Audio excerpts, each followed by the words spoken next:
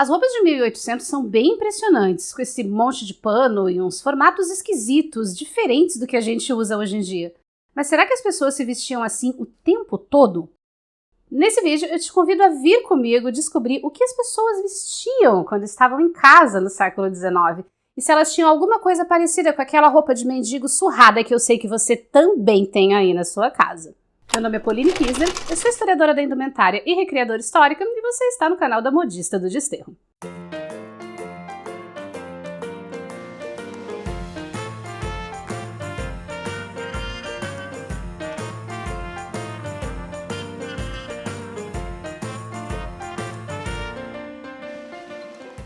Olá, modisters! Tudo bem com vocês aí desse lado?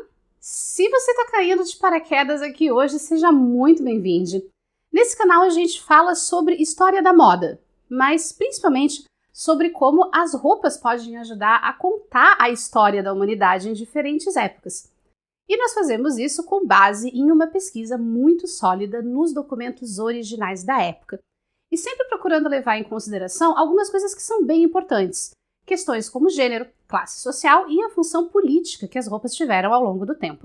Porque não dá pra gente olhar para o passado e para as roupas que aparecem nos retratos, ilustrações e fotografias da época e simplesmente assumir que todo mundo se vestia dessa forma. Mas também não é correto a gente pensar que todo mundo que não fosse estupidamente rico automaticamente andava vestido de frangalhos e panos velhos.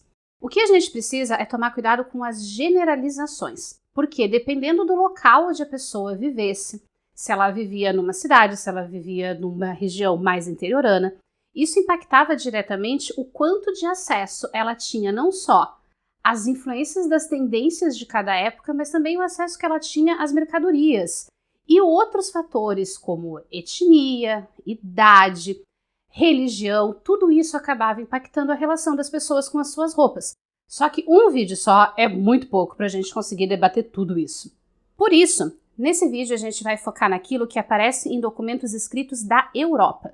Cartas, diários, revistas de moda, livros de etiqueta e alguma coisa da literatura. Mas também vamos falar um pouquinho de Brasil no final do vídeo. Então já senta o seu dedinho nesse botão de like e vem comigo para a gente descobrir qual seria o equivalente regência daquela roupa que a gente tem em casa, que está no limite entre ser usada pela última vez e virar um pano de chão. Antes de começar, uma coisa importante. O século XIX vai de 1801 a 1900, e a gente tem pelo menos 3 eras distintas aí dentro. A regência inglesa, que tem nas adaptações dos romances de Jane Austen e Julia Quinn as maiores referências de cultura pop no momento. A era romântica, que ninguém parece ligar muito para ela, porque a moda ficou, digamos, meio que diferenciada neste momento. E finalmente a era vitoriana, que é a mais longa dessas eras, e dentro dela tem várias fases diferentes, tanto da moda feminina quanto da masculina. E esses termos, regência, era romântica, era vitoriana, são de origem inglesa, basicamente porque nessa época a Inglaterra era a droga do xerife do planeta. Mas cada lugar do mundo vai ter nomes específicos para esses mesmos períodos históricos. Só que como é muito mais fácil vocês encontrarem as informações na internet usando os nomes ingleses de referência, infelizmente são os nomes ingleses que a gente vai acabar usando aqui nesse vídeo e em outros materiais do canal. O século XIX começa com a regência. E dentro dela já temos uma inovação bem grande em relação ao século anterior. A ideia de trajes diferentes para cada ocasião. Assim, um traje de baile teria características que o tornavam diferente de um vestido para fazer o seu crossfit improvisado no campo e voltar com a barra toda cheia de lama. Mesma coisa nos trajes masculinos. O que se usava numa caçada ou numa cavalgada não era o mesmo estilo que se usaria num jantar ou numa ida à ópera. O tanto de estilos de trajes que você teria à sua disposição em casa estava ligado diretamente ao seu status social. Quanto mais você subisse na escadinha da sociedade, maior era a expectativa de que você se encaixasse nas regras de etiqueta, o que incluía, obviamente, saber se vestir para cada ocasião, mas também que tivesse grana para bancar esse luxo todo, porque não era nem um pouco barato. A roupa era um marcador social, algo que identificava a sua classe social em público, e de uma maneira muito mais ostensiva do que hoje em dia. E se por um lado, ao ascender socialmente, você tinha que se vestir melhor e mais dentro das regras, Também existia uma cobrança para que você não se vestisse acima da sua classe social, ou seja, que não tentasse parecer uma coisa que você não era. E esse é um elemento bastante presente na própria literatura da época. Para pegar um exemplo de Orgulho e Preconceito, quando a Lizzie Bennet vai jantar com a Lady Catherine, isso aqui é o que ela escuta do Sr. Collins. Não fique inquieta, minha cara prima, a respeito da sua toilette. Lady Catherine está longe de exigir de nós a elegância que ela e a sua filha ostentam. Eu lhe aconselho apenas a pôr o seu vestido mais elegante. Não é necessário mais do que isto. Lady Catherine não ficará aborrecida de vê-la vestida com simplicidade. Ela gosta de manter as distinções de classe. Mas independente da classe social, existia uma divisão mais ou menos clara entre aquilo que era aceitável para se usar na rua e aquilo que só era aceitável para ser usado dentro de casa. De forma geral, vestidos de seda e vestidos de cores claras eram um luxo para poucas mulheres e geralmente reservados para ocasiões especiais, como uma festa de casamento ou um jantar com pessoas mais ricas. No dia a dia, a maioria das mulheres da regência usava vestidos feitos de tecido de algodão estampado, geralmente com um fundo escuro, e estampas de flores ou desenhos geométricos. Nesse período, a indústria têxtil inglesa estava de vento em popa e os tecidos de algodão estampados ou tecidos que misturavam linho e lã com algodão estavam se tornando mais baratos. Esses vestidos não tinham cauda, os decotes não eram tão profundos e as mangas longas ou 3/4 eram a regra. Em casa, no dia a dia, eles eram usados com aventais longos que protegiam o vestido da sujeira e toucados de linho ou algodão. O tocado protegia o cabelo e eliminava a necessidade de um penteado elaborado. Seria isso o equivalente da regência de fazer um coque de qualquer jeito no cabelo e simplesmente esquecer dele até o dia seguinte? Uma peça bastante usada em casa era um tipo de casaco curto, chamado de bedgown ou short gown. Entre as mulheres trabalhadoras e mais pobres, o bedgown fazia parte da roupa de trabalho do dia a dia, mas entre as mulheres de classe média para cima, era algo restrito ao espaço da casa. Se você tivesse uma boa posição social, uma das funções que você tinha dentro da família e da sociedade era fazer e receber visitas. Mas essas visitas não eram só chegar na casa da pessoa às 11h30 da manhã com a cara mais deslavada do mundo, dizendo: "Oi, eu tava passando casualmente a 3 quilômetros de distância e lembrei de você e resolvi te fazer uma visitinha assim, só por coincidência na hora do almoço." Não. Não era assim que as visitas funcionavam, elas tinham uma série de regras com relação a quem podia visitar quem, quando e principalmente a duração dessas visitas. Mas antes de começar a receber as suas visitas, você tinha um tempinho para ficar um pouco mais à vontade na sua própria casa e existia um traje específico para esse momento, chamado de morning gown ou dressing gown. Em alguns casos, o morning gown caía na volta do corpo sem qualquer marcação na cintura, como um tipo de camisolão meio fantasmagórico. É o caso desse modelo de linho do começo do século XIX, que está no Museu Metropolitano de Nova York. Até 1820, era muito comum que esse tipo de vestido fosse branco e liso, sem muitas decorações, e é assim que eles aparecem nas ilustrações das revistas de moda da época. Alguns modelos mais leves e transparentes, como esse de 1810 do Museu Metropolitano de Nova York, possivelmente eram usados por cima da camisola da noite. E a partir de 1810, numa tendência que vai durar até o final da era vitoriana, esses vestidos começam a ser feitos também em tecidos de algodão estampado. Se você fosse muito rica, poderia se dar ao luxo de usar um morning gown feito com tecido fino de algodão estampado, importado diretamente da Índia, como esse modelo de 1814 do Museu Victoria and Albert, ou esse de 1819 que está no Museu Metropolitano de Nova York, que além de estampado tem esse detalhe super franzido na gola. E eu sei que quando falo em tocados, você imediatamente deve imaginar que era coisa de mulheres mais velhas. Mas eles eram usados em todas as classes sociais e em todas as idades. E isso aparece nas revistas de moda da época, como essas gravuras de 1815 da Akerman's Repository, que é uma das principais publicações sobre moda e estilo na regência. Inclusive, uma das coisas que a gente vê nessas gravuras é a presença do bedgown usado em conjunto com o morning dress, o que era uma combinação super comum para ficar em casa num dia mais fresquinho. E aqui temos uma peça real de 1805 para a gente ter uma noção de como esses toucados podiam ser finíssimos. Mas esses morning gowns eram claramente coisa de mulheres que levavam uma vida confortável. Aquela típica burguesa safada de novela que acorda já com a mesa do café posta, com 300 coisas em cima da mesa e tudo que ela vai fazer é dar um gole no suco de laranja e morder uma torradinha. Para a maioria das pessoas, réis mortais como nós, o rolê era outro e as pessoas já saíam da cama com a roupa que usariam ao longo do dia. E que muitas vezes incluía um tipo de vestido muito próprio da regência, chamado de bib front ou open front. Esse vestido incluía uma abertura na frente que lembrava um babador, daí o nome bib front. E muito importante, ele era prático.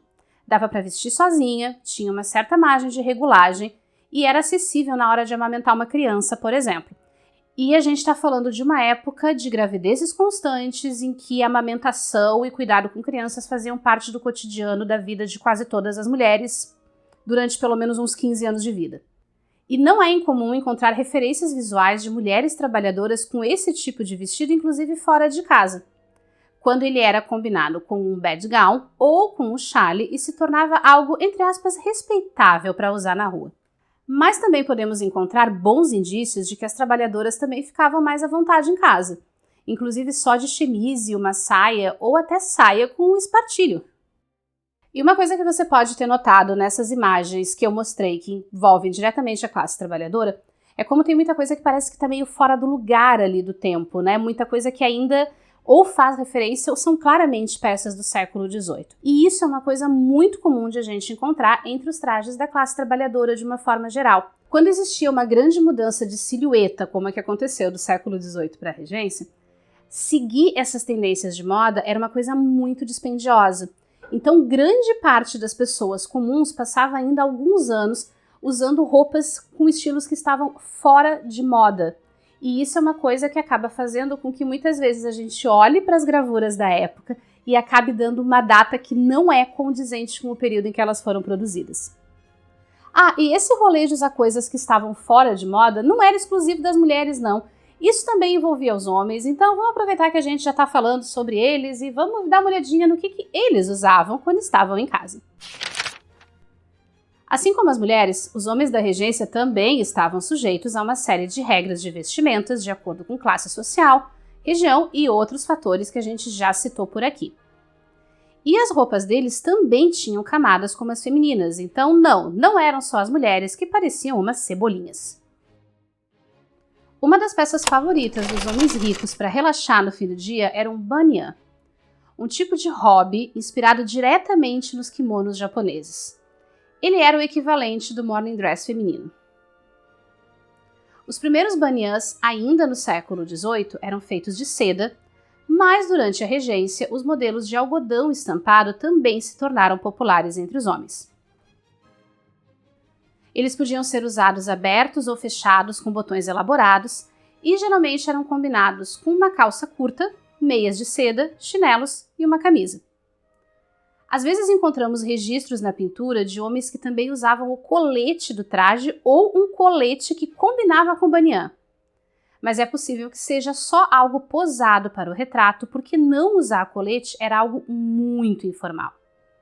Os homens usavam o banyan para tomar café da manhã, enquanto cuidavam da correspondência do seu escritório ou quando recebiam amigos muito íntimos para conversar e jogar. Mas também para fumar, o que estava se tornando um passatempo elegante para os homens ricos nessa época. Nesse caso, era possível incluir também um tipo de gorro para proteger o cabelo do cheiro do fumo.